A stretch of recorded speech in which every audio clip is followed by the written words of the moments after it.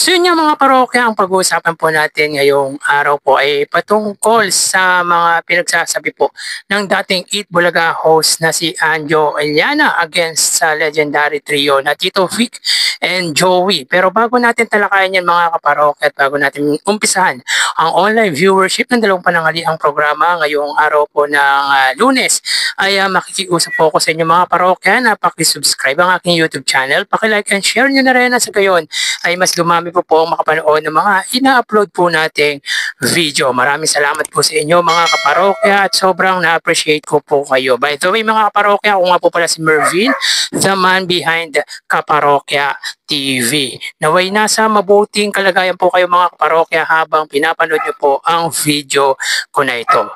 So yun nga po mga kaparokya, kumakalat sa social media ang tila paninira mga kaparokya ng dating Eat Bulaga host na si Anjo Eliana. Ito po ay patungkol mga kaparokya sa legendary trio na Tito Vic and Joey na kung saan ayon dito ay may sindikato daw di umano sa Eat Bulaga. At ayon pa dito mga kaparokya ay magpakita daw po di umano ng resibo ang Senate President na si Tito Soto patungkol nga po sa mga scholarship or sa mga pinag-aaral ng butihing senador. So sa mga hindi po nakakilala kay Anjo Eliana, for sure naman mga parokya, hindi na po gaano kilala si Anjo Eliana, lalo na po yung mga Gen Z. Ako kilala ko si Anjo Eliana dahil dating host nga po ito ng longest running noontime show na Eat Bulaga. Pero sa mga hindi po nakakilala, si Anjo Eliana mga kaparokya ay dating host ng Eat Bulaga from 1998 hanggang pre-pandemic if I'm not mistaken. At ngayon po mga kaparokya, since wala na po ang Eat Bulaga sa Tape Incorporated ay hindi na po siya naging host ng nasabing noontime show. Ngayon po mga parokya, kung hindi rin po tayo nagkakamali ay staff po siya ng senador na si Jinggoy Estrada.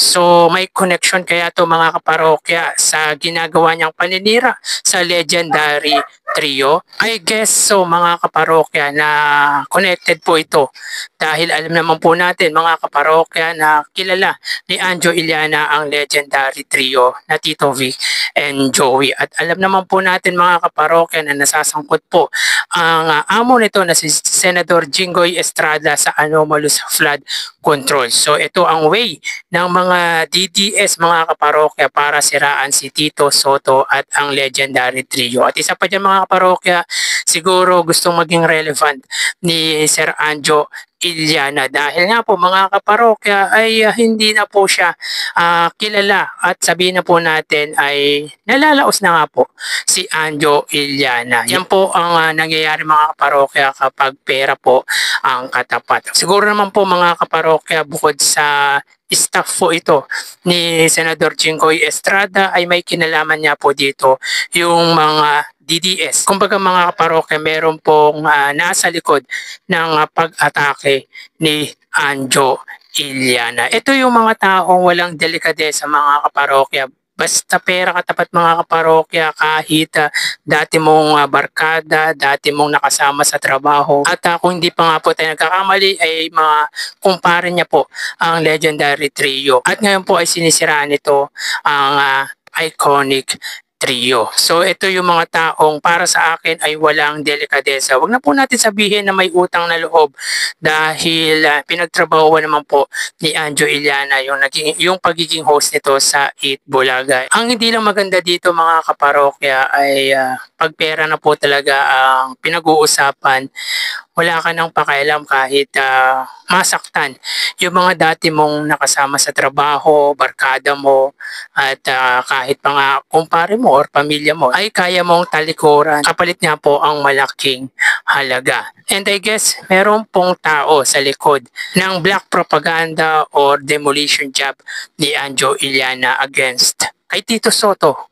Dahil yun nga po dito mga kaparokya ay ipakita daw di umano ni Tito Soto yung resibo na meron nga po siyang scholar. Well, mga parokya, wala naman na po siyang pakialam kung may scholar si Tito Soto. Kumbaga si Tito Soto na yung may responsibility kung meron man po siyang scholar. Kumbaga mga parokya, none of his business yung scholarship program ng butihing senador.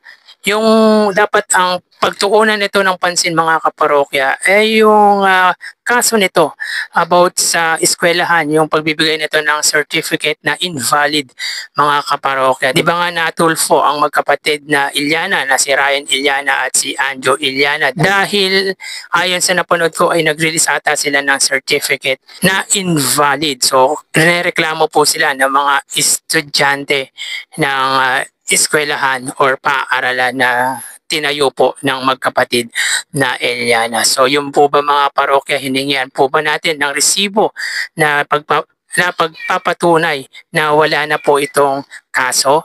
At yung sinasabi nitong may sindikato sa Itbulaga, siguro nga po may sindikato sa Itbulaga. Kaya nga po nawala ang legendary trio sa dati nitong producer na Tape Incorporated ay sinisindikato nga po ang tunay na bumuo sa Itbulaga. Alam niyo mga parokya, naging councilor po ito sa Quezon City. Hindi ko lang po alam kung anong distrito pero ngayon hindi na po siya nagpapanalo.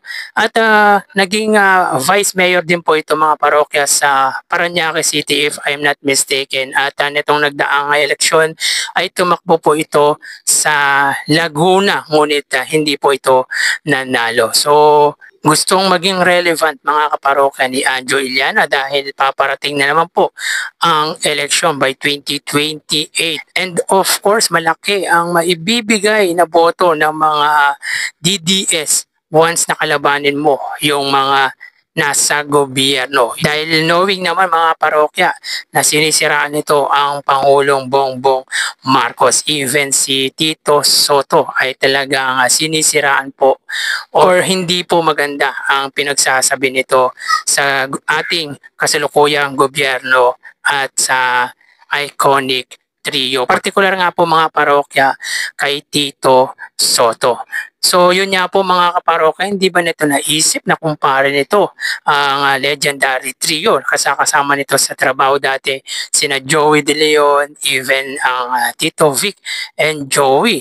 Ang laking tulong na naibigay nga po ng legendary kay Anjo Iliana. Pero ngayon mga kaparokya, grabe ang paninira nito sa iconic trio. Huwag na natin sabihin na may utang na loob po ito sa iconic trio. Pero alam naman po natin mga kaparokya na malaki ang naitulong sa karir ni Anjo Iliana ng Tito Vic and Joey. Ang tagal po niya nagtrabaho bilang host ng Eat Bulaga. Kahit yung pag-host nito mga kaparokya ay dissatisfied po tayo. Kumbaga mga parokya, parang nadala nga lang po siya ng pangalang Eat Bulaga. Kaya naging relevant po siya noong time nasa Eat Bulaga ito. Pero yung type of hosting po nito sa Eat Bulaga mga kaparokya ay dissatisfied po tayo. Masakit man sabihin mga parokya pero para sa akin ay hindi ko po maihahanay si Anjo Iliana sa mga magagaling na host. Kumbaga mga parokya, ang baduy nga po nitong maging host. Even yung pagiging artista po nito or yung pagpapatawa nito ay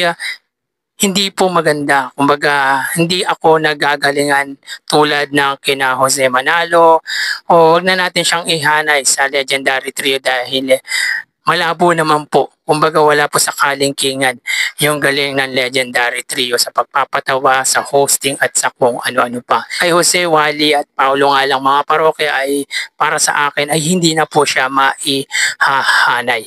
So yun nga po mga parokya, para sa akin ay meron taong nasa likod ng paninira ni Anjo Iliana dahilan kung bakit napakahingay ngayon ng dating host ng Eat Bulaga. So kayo mga parokya, anong masasabi nyo patungkol na po dito? Paki-comment naman po mga parokya ang reaction nyo or yung comment nyo regarding this.